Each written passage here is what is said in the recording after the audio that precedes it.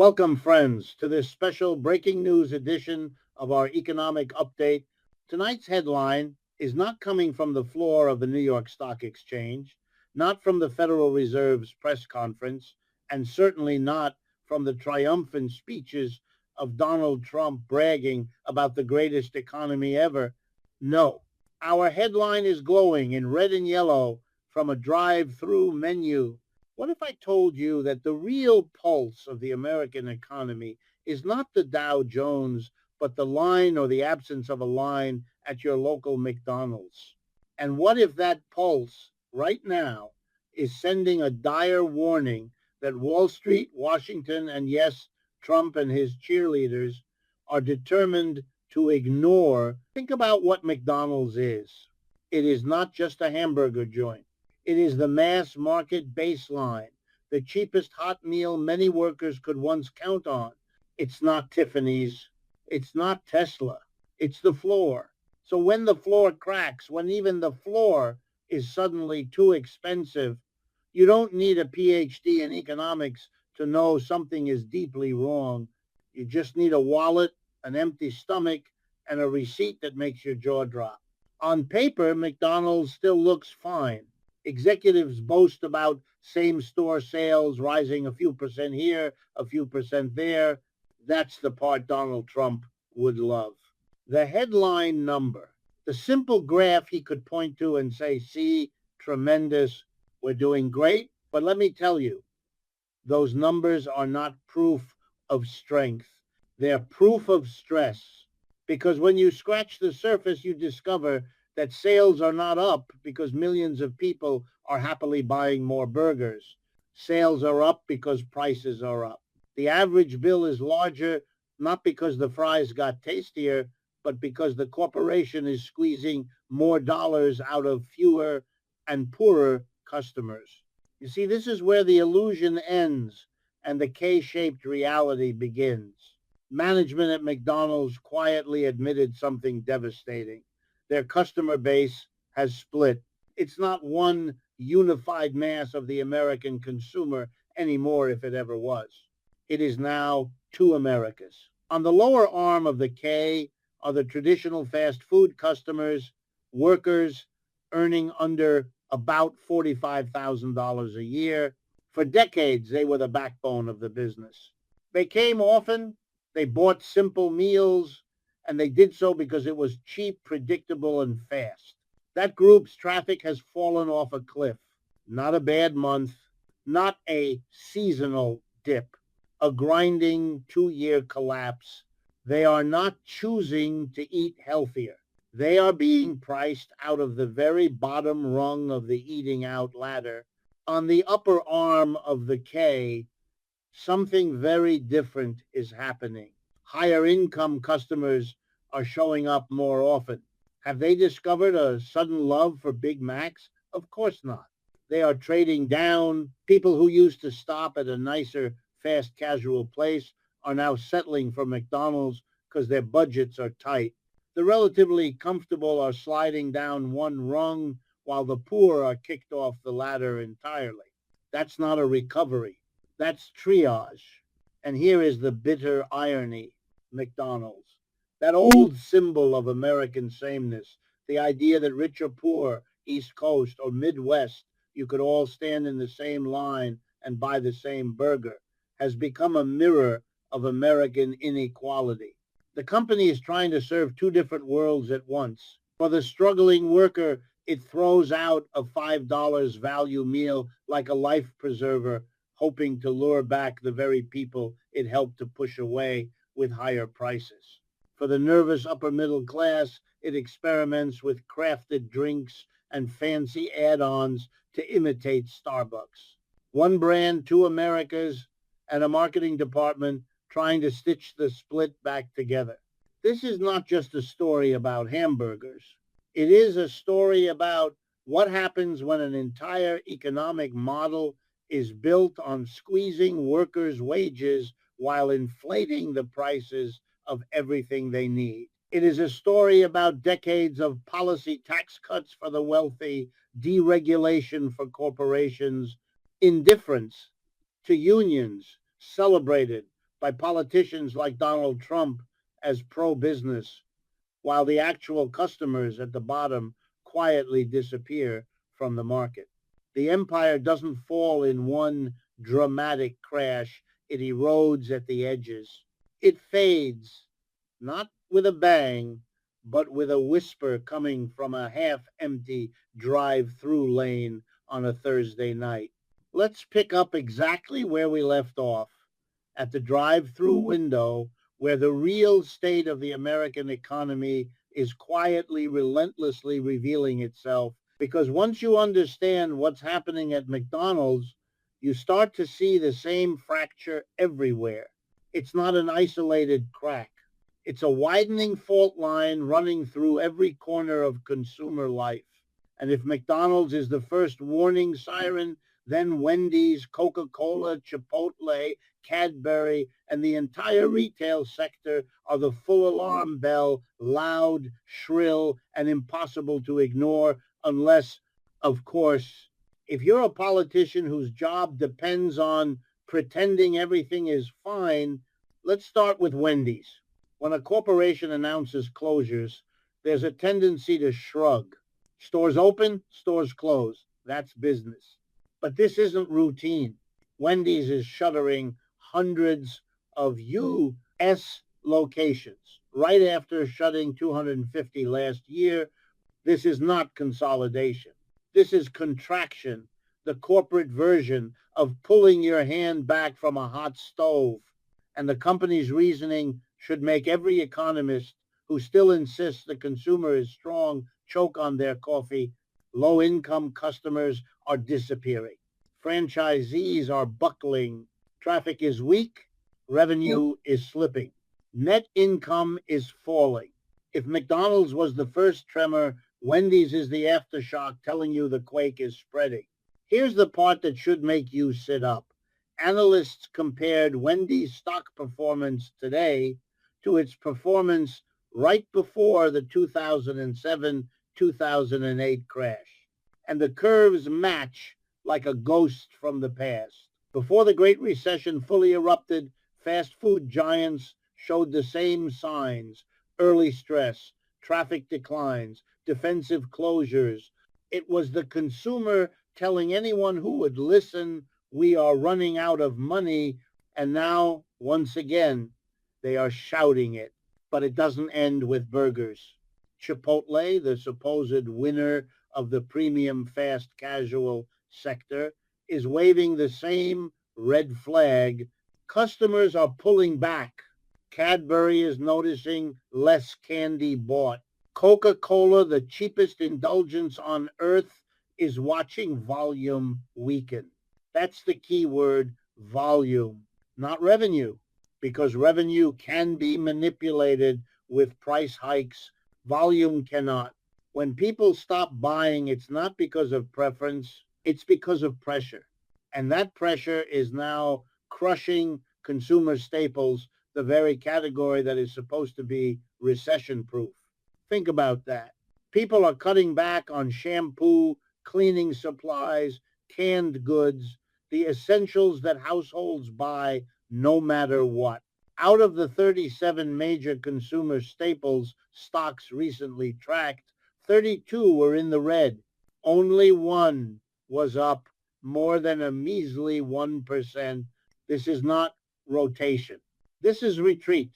Retail as a whole is confirming the same collapse. The retail ETF, the XRT, dropped 6% in 1 month. That is a broad sentiment shift, not a fluke. Investors are betting on something. Economists are still too frightened to say out loud. Consumers are starting to fail. And when consumers fail, the entire consumption-driven American economy, 70% of GDP, begins to wobble.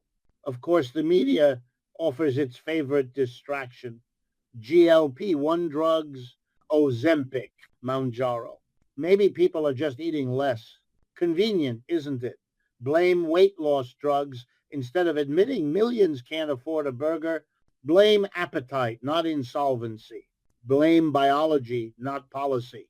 You see the pattern.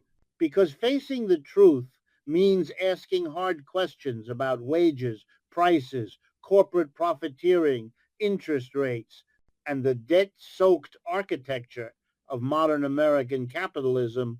Questions political leaders like Trump and his allies do not want asked. Here's the real story.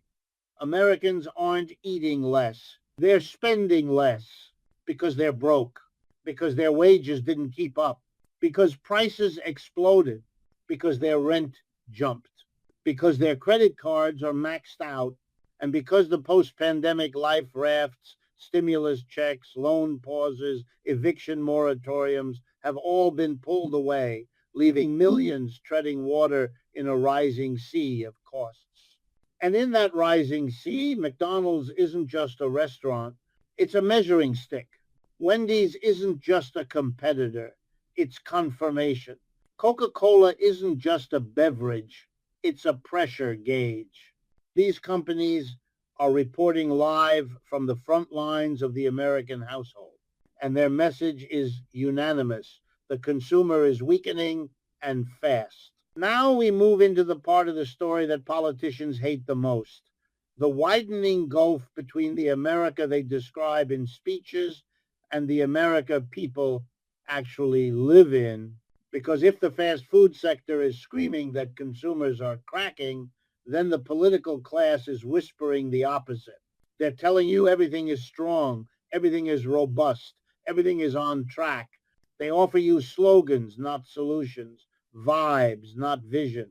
And Trump in particular peddles the loudest illusions, boasting that under him the economy was perfect, that inflation was zero, and that America was winning everywhere. But illusions don't pay rent, and nostalgia doesn't lower a grocery bill. Let's start with the labor market, the metric politicians love to brag about. A recent ADP report showed a headline number of 42,000 new private sector jobs. Headlines called it a rebound. Some networks even called it a surge. But let me tell you something simple. The U.S. needs about 150,000 new jobs monthly just to break even with population growth. So a print of 42,000 isn't a rebound. It's shrinkage dressed up as progress. More importantly, that number hides the real crisis. Small and mid-sized businesses quietly shed 40,000 jobs. That's the third straight month of losses in the sector that actually creates most American jobs. The giant corporations added enough warm bodies to offset the decline, and voila, the headlines show growth. But beneath the surface, the backbone of the economy is snapping. Wages tell the same story. Month after month, wage growth is flat. In a truly healthy labor market, businesses fight for workers. They raise pay, they offer benefits, they scramble. But what do we see? The opposite. Workers are not in the driver's seat, and the political establishment pretends not to notice because acknowledging the truth would mean acknowledging failure. The service sector, often called the bright spot, is also a mirage. You see reports saying it's expanding at the fastest pace in 8 months, another headline triumph. But look at the details. The employment index, the measure of whether businesses are hiring or firing, has been in contraction for 5 straight months. Think about the contradiction. How can business be booming while businesses are laying people off? The answer becomes clear when you check the backlog index, the true forward-looking metric, and that index has been collapsing for 8 months. In simple terms, companies have less work lined up. They see the future, and it's thinner, not thicker. They know demand is weakening, so they cut jobs now. The headline growth is a sugar rush. The real trend is decline. Meanwhile, businesses face exploding costs, tariffs, import duties, inflation in raw materials. Their inventories are too high. They borrowed at high interest rates to stock up for a strong consumer, a consumer who never showed up. Now, with the holidays approaching, they're staring at shelves they may never empty. And if those shelves remain full into January, we know exactly what comes next: layoffs, liquidations, bankruptcies. This is the machinery of recession beginning to grind. Now let's turn to households, the American family, the mom and pop reality. This is where the illusion becomes painful. Credit card balances are at all-time highs, not because of luxury spending, but because families are buying groceries on 20-30% interest debt. Delinquency rates, the number of people falling behind on payments, are rising fast, and credit cards are the last bill anyone stops paying. When that domino falls, it means the household is out of oxygen. Young people are trapped in buy now, pay later schemes for the most trivial purchases: $40, pizzas split into 4 payments, sneakers financed like used cars. This isn't an economy. It's a survival maze. Student loans restarting have pushed millions into a deeper hole. And the auto loan market, that's the real horror movie. Wealthier buyers are taking $1,000 a month car payments, while subprime families face an avalanche of repossessions.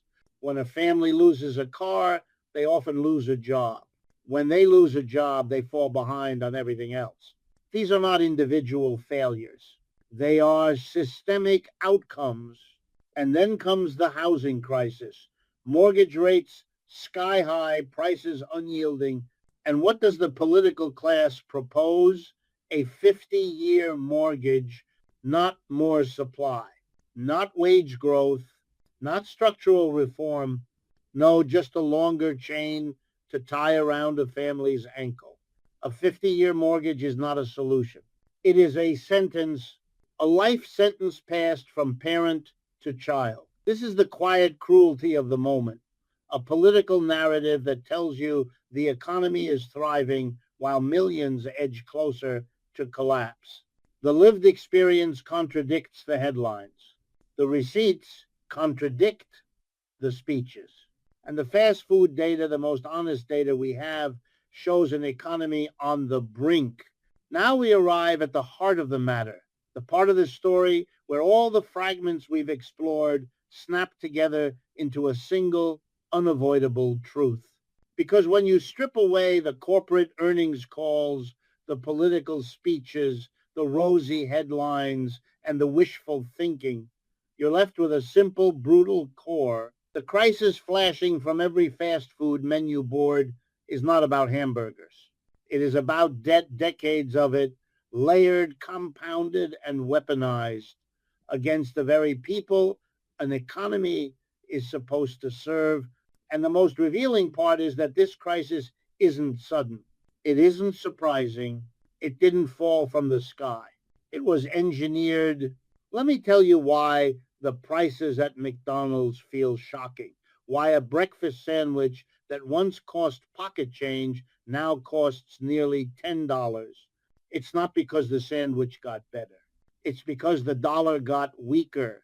That's the key. For 40 years, wages stagnated while the Federal Reserve inflated the price of everything: housing, education, healthcare, transportation, all rising on a tide of cheap money and compound interest.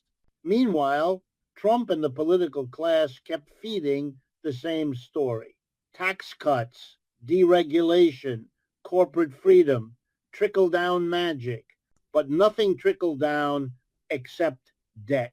And here's the deeper, darker twist. Corporations can escape their mistakes. They can cut off their failing divisions like a lizard shedding its tail. Wendy's can close 600 stores and keep the corporation alive. A retailer can shutter locations, lay off staff, liquidate inventory, and emerge leaner. But a household, a family, they can't amputate the non-performing parts of their life.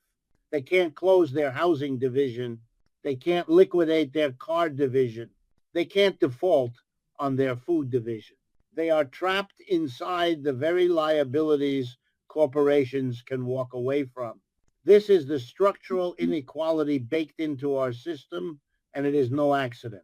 Trump's economic worldview, loud and theatrical as it may appear, has always been built on the same premise. Debt is fine if you're big, powerful, and protected.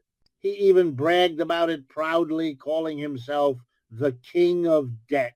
But for regular people, debt is a cage, a lifetime cage with shrinking exits. And when politicians, Trump included, sell the illusion of a booming economy, they are selling the view from the top of the K-shaped ladder, not the bottom where the rungs are broken. And now the bill is coming due. The delinquencies rising on credit cards and auto loans are not random. They're the economic equivalent of warning lights on a dashboard. Food bank lines stretching to the horizon are not a mystery. They're the logical outcome of an inflation cycle that outpaced wage growth by years, evictions climbing, repossessions accelerating, buy now, pay later, defaults rising. These are not anecdotes, they are data. And unlike the glossy numbers from Wall Street, these numbers don't lie. But the most important signal, the one flashing brightest, is consumer behavior at the very bottom of the market. When the poorest Americans stop buying fast food, you know they are not tightening their belts. They are out of belts to tighten. They are choosing between gas and groceries, utilities and meals. And when the middle class begins trading down into McDonald's, that's not strength either.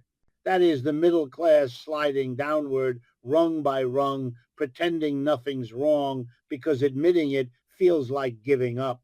This is the quiet unraveling of an economy that relied for too long on illusion. Illusion of prosperity, illusion of growth, illusion of safety. The empire doesn't fall when Wall Street panics. It begins to fall when the everyday consumer, the worker, the parent, the young person quietly steps back from the counter and says, I can't afford this. The decline begins not with a bang, but with a whisper. And that whisper is now echoing across the country. So here is the message we must face. The American consumer is exhausted. The American household is over-leveraged, and the American political class is out of touch. We are not witnessing a temporary slowdown. We are witnessing the early stages of a structural crisis, decades in the making. A crisis that the fast food sector, ironically enough, has diagnosed more honestly than any politician. The K-shaped economy has run its course. The lower branch has snapped. The upper branch is slipping. And the entire system is creaking under the weight of debt that workers were never meant to escape.